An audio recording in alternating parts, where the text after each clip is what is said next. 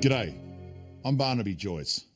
Tonight's Australian story is about a community in my electorate that is undertaking a bold social experiment. Mingoola sits on the Queensland-New South Wales border, and with an ageing population, they tell me they're struggling to survive. But the locals aren't going down without a fight. They've come up with a plan that could help save other small rural towns across the country.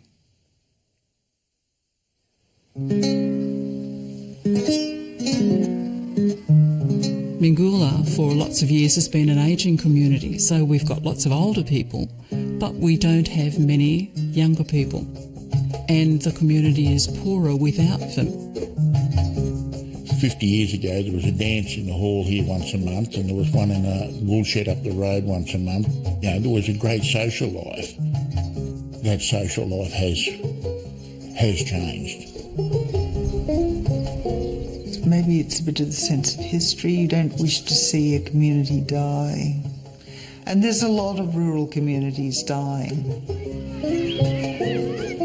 And the life of any community is largely tied to children. There's not much joy in a place with no children. Somehow we needed to get people in the area, and we needed people with families. We needed somehow to have something to get them back.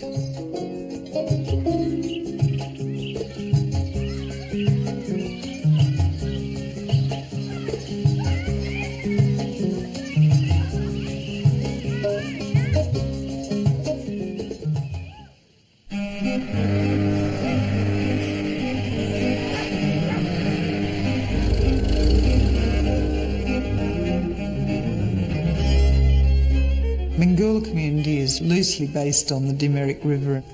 We're on the dip of the Queensland-New South Wales border. There's a school and a hall. And it's just an area, really.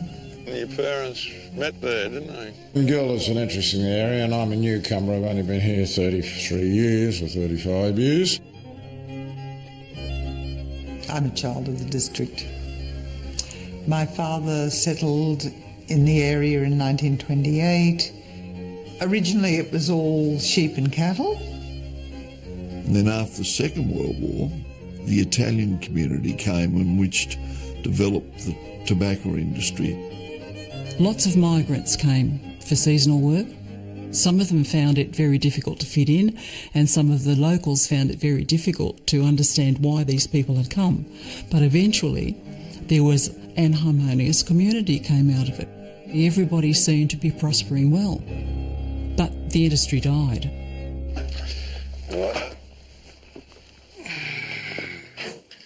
Many of us have children who work in the city and aren't going to come back to the farm because things have been so tough on the land. Well, you notice the lack of children, especially at community events, you know, because they're the life and soul of the party, aren't they? At the end of last year, it was announced that the school was going to be in recession, and it was just like the death knell of our community. We simply ran out of children for the school.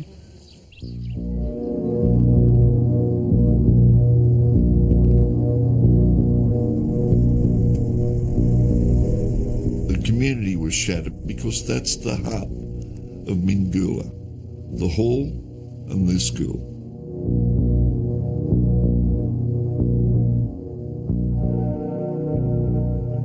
It really affected Julia, but she wasn't taking it lying down, and she was going to lead the community in trying to have that school reopened. You know, I thought, well, good on you, Julia, but I didn't know how she was going to do it. We're only running 9 minutes late. We'll have to hurry things up to try and catch that up. As you all know, the school was in recession.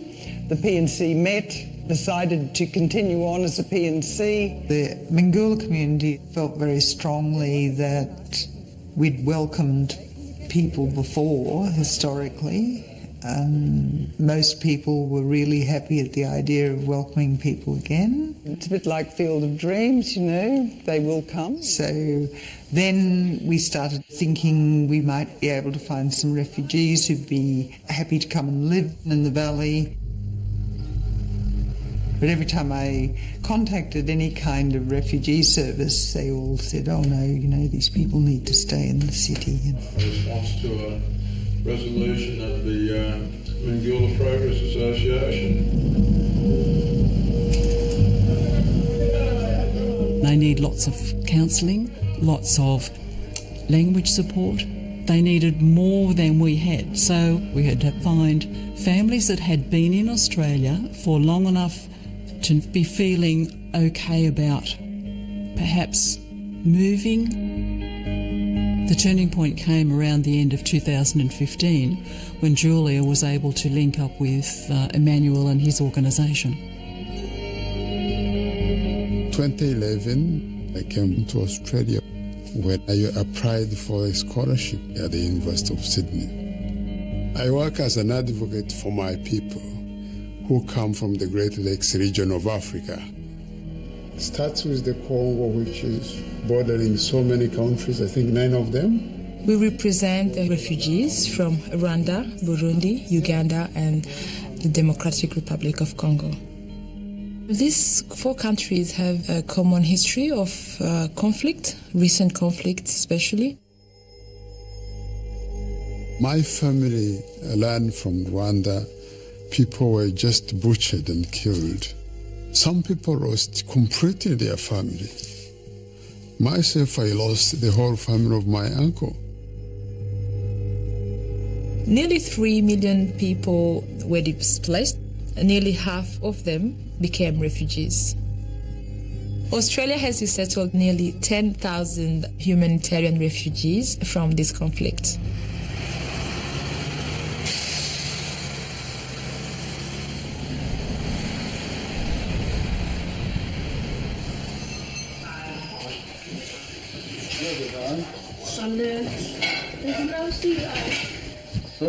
Most of the people from my communities are really grateful to live in Australia.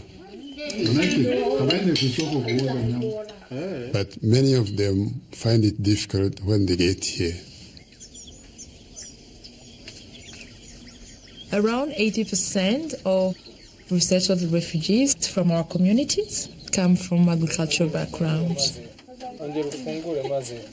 They were really missing it. Like those people living in the city, in the 5th floor somewhere in a flat, you never have the time to reconnect with the land. That's what they've been doing for centuries, you know. And what did you have in the lunchbox? Kufika sijui ni kama vile Mungu alivileta. Oh gosh, that's a very big meal. Wakanipa hapa sasa ndoni kwako. Choni kaikala sasa baadaye, lakini maisha nikaona yako magumu. No. Who is number 2? And then he suggested, why not to go into rural area? What are you doing? Julia and I, we had this conversation of how our dreams are meeting. Their family are inviting me to come and see if our people would appreciate that area. I was in the team which went to Mingula for the first time. It was in January this year. It looked pretty much similar to rural areas in my country. There's one man who came and he found the landscape very close to his landscape in the Congo. He just stood there with the cattle and then he said, "This has healed my soul." Is it common to rent the land? It's quite common. You put your cattle on there and the owner of the property is responsible for the maintenance of the cattle. Around the district there were lots of small cottages that hadn't been lived in for a long time and were crying out for somebody to do something with them. We went to look at the houses and I was totally embarrassed because the houses were in great need of repainting. There was quite a lot of work that needed to be done in the kitchens, and the electrician is coming next week to rewire it. Wow. But they weren't totally unfazed by that. We're thinking if we put a veranda on the side as well. Yeah. But as you can see... How about an outside kitchen? Yeah, well, they really wanted an outside kitchen. Yeah, that's an African thing. Yeah. Love the outside kitchen. Yeah. Many of their aspirations were the sort of things that we felt were important to how we live. It was very important to them to be able to have a friendly greeting from a neighbour. I was brought up in a household that couldn't speak English, and I did say, look, coming from the migrant background that I'd come from, I want to raise a few realities to you. First of all, if you don't like it here, you just can't walk down the road and catch a bus and get away from here. You know, you're in a remote area. They said, we are African, we know. Philip and Julia went ahead and pushed this quite quickly, and, you know, they're compassionate people doing it from the heart. But a lot of people in the area were concerned about the lack of employment. I think the biggest fear we had was we would be introducing these people into a poverty trap. I know one of my neighbours has said that, you know, bringing these people in has the potential, if it falls apart, to set neighbour against neighbour and have people who've been friends for years opposed to each other, and we don't want that to happen. We might go and sit down and have some dinner. Dinner's on the table. Yeah. My son William, he said he thought you were a sucker. We were feeling a bit of pressure, a bit of responsibility that if these people were going to make their lives up here, we had to make the whole project work. We're going to get some dairy calves. Oh, for them? And the kids can feed them. So we agreed that this was a good go, and we said, let's give it a chance. And even before 1 week, I had more than 50 people, more than 50 families registered, ready to go to live in Mingura.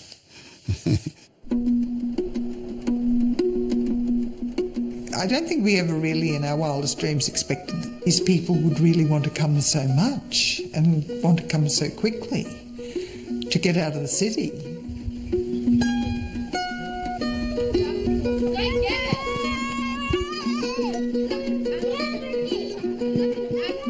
Manuel came back with the first two families who put their names down.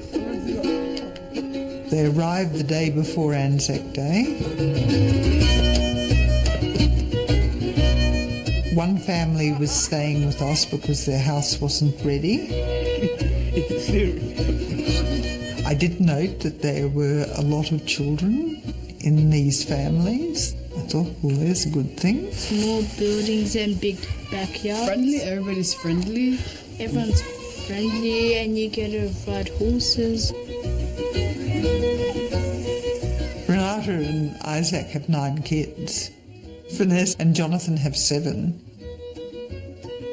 I think that a lot of these people had a very difficult past because of the trauma they've suffered. So we don't ask them. We just don't ask. My name is Isaac. I come from Burundi. Papa na mama barapfuye.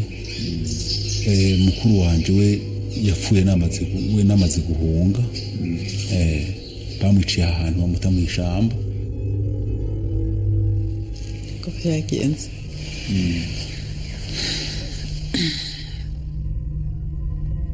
Ya narapfushije basaza banje babiri. Ya barapfa barabishe. Yeah. When they come to kill people, we just hide. If you hide together with your family, they can kill our family. I was with my brother. When we hear it's just like people scream something, and my mother died. So, yeah. Yeah, freedom, and the peace. That's why I think I decided to come to live here. For the families who have moved, having a garden helps them to heal from their depression and all the trauma that they had. It was like going back to their roots, I think. The cabbage. Wait, those are the cabbage as well? Yeah. Renata said that it has been more than 16 years since she had a garden. They want to plow all this land, dig as far as those trees. Renata and Finesse have probably hoed up more than a hectare, maybe 2. It's just incredible how much garden they've managed to produce in 3 months.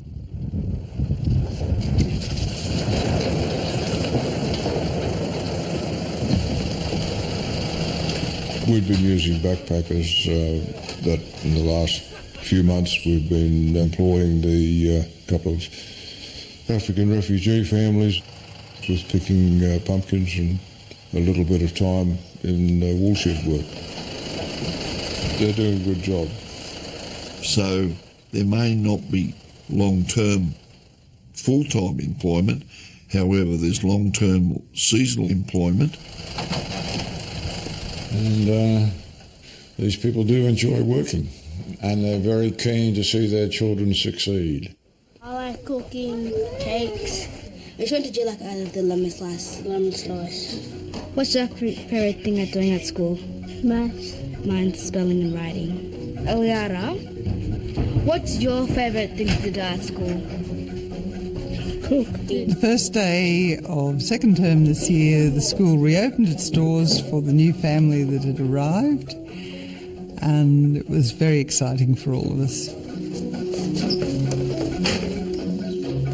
They were nervous and excited, but they were ready for it. Hi, we are Mingula School. We are very unique. Last time it was closed, but I'm glad it's not because we do lots of fun learning. We do music on Mondays.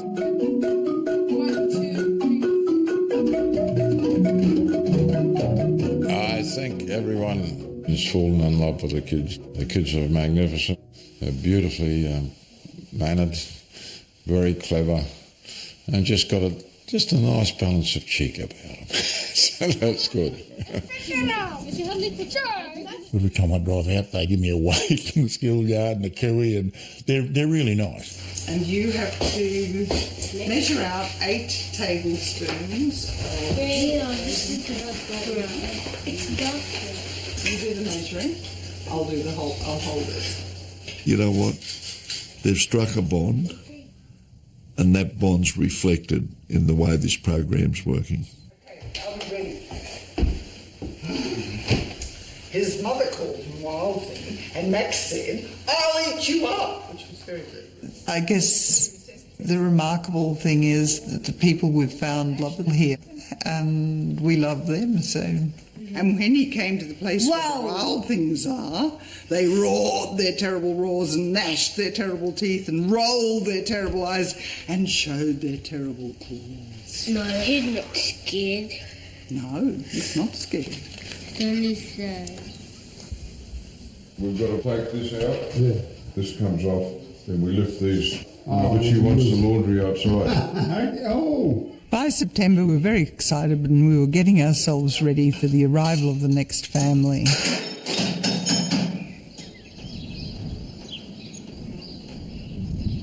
What is your relationship to student? You're the parent. Parent, yeah? Yes. And the given name? Kofi. Kofi, he left Congo under similar circumstances as any other refugees from our area. There was a war, people were dying, and people had to run for their life. Nilikuwa na mtoto mmoja alikufia mkambi. Alikuwa na 2.5. Okay. Very sad.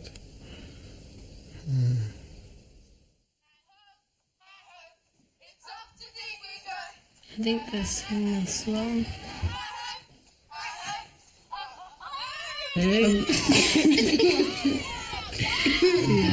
Kofi, he has 7 kids, him and the wife, so there are 9 in the family.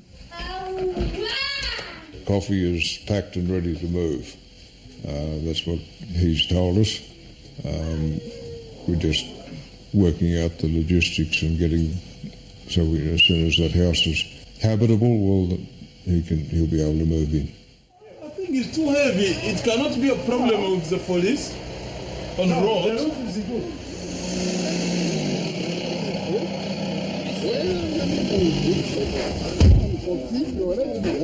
Hey, hi, Emmanuel. Good, man. Morning, little fella. How are you? I'm good. 2 weeks ago, come to Mingula with my family. She's happy. My wife. Also me too, I'm happy.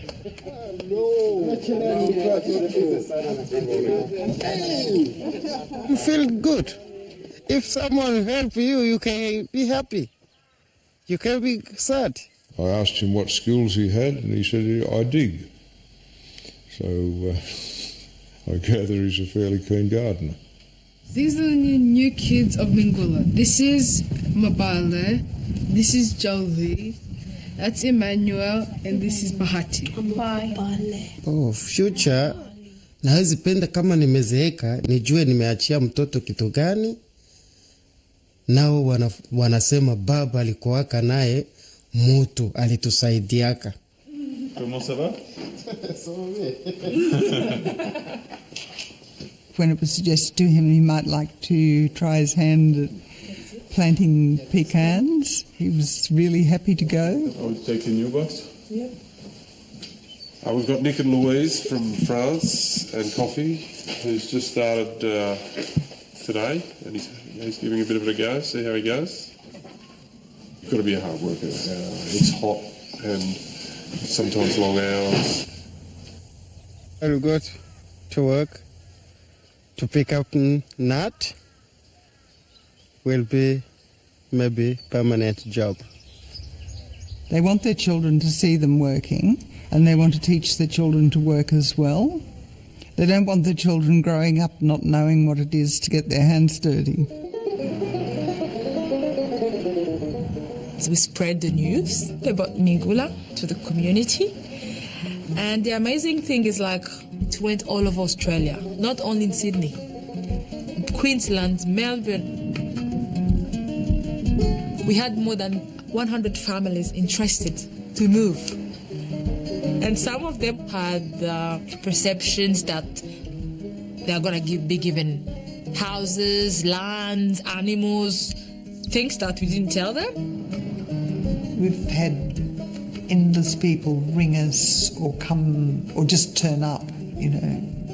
I keep saying, please stop telling people about Mingula. Very happy? No, I'm Australian women, we're all really strong. The brutal truth is, you know, we have 4 houses and we couldn't sustain more than 4 families anyway. In our small community, it's just not really possible.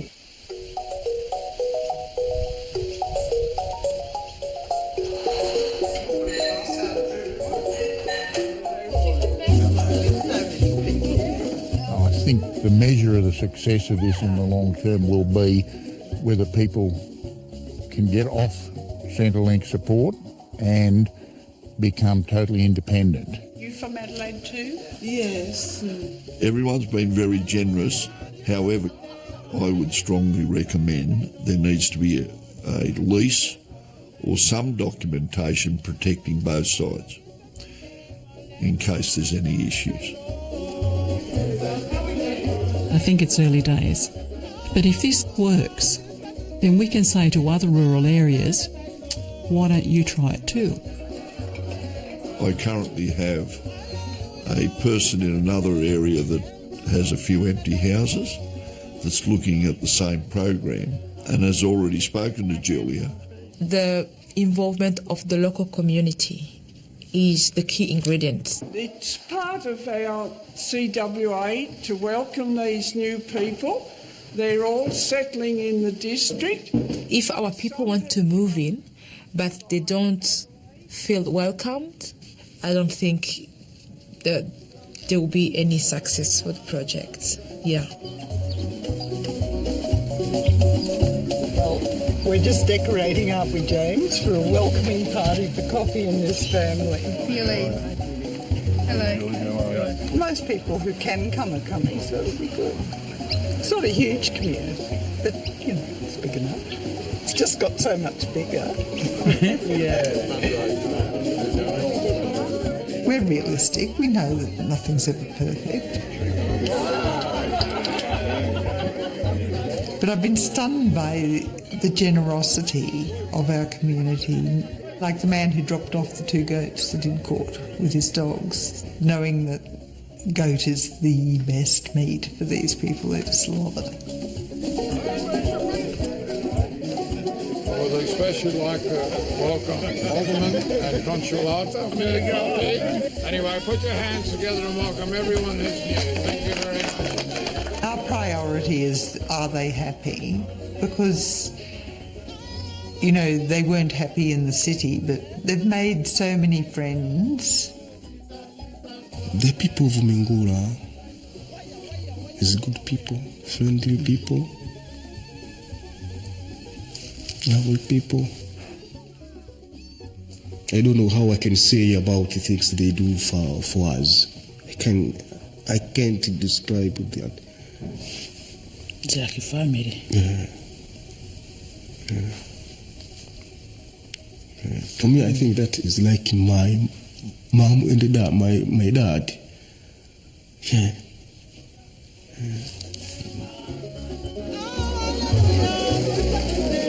We've got this mishmash of people.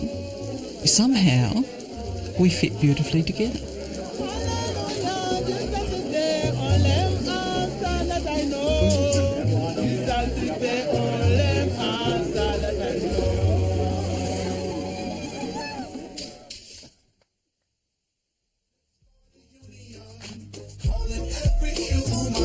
It's one for all and all for one.